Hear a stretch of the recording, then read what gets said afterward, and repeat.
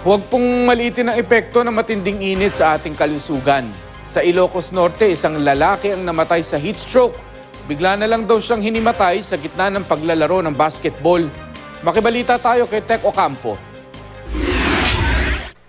Naglalaro lang ng basketball ang 50 taong gulang na si Noel Rondina. Alas 4 ng hapon kahapon sa court na ito sa Solsona, Ilocos Norte, nang bigla siyang nahilo, natumba at nanikip ang dibdib.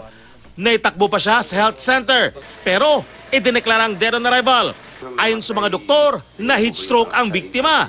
Napag-alamang tumulong sa pagliligpit ng binilad na palay ang biktima bandang alas 3 ng hapon bago siya naglaro ng basketball. Nitong Lunes lang, inatake sa puso sa kalagitnaan ng kanilang police formation sa Calamba City, Laguna ang trainee na si Vanessa Tenoso.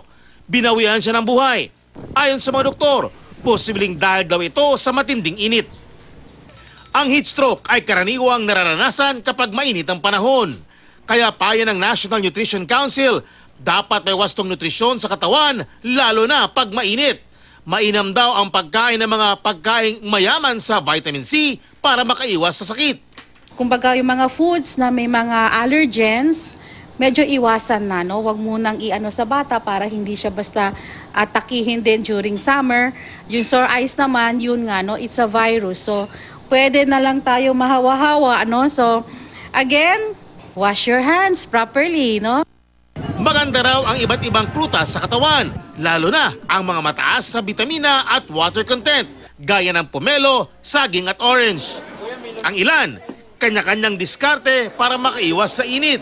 May mga nagbebenta ng shake at iba pang inuming pantawid uhaw. Marami rin ang mga nagpapayong o gumagamit ng pantakip sa ulo tulad ng panyo o bimpo. Tech Ocampo, Nagbabalita, Pilipinas.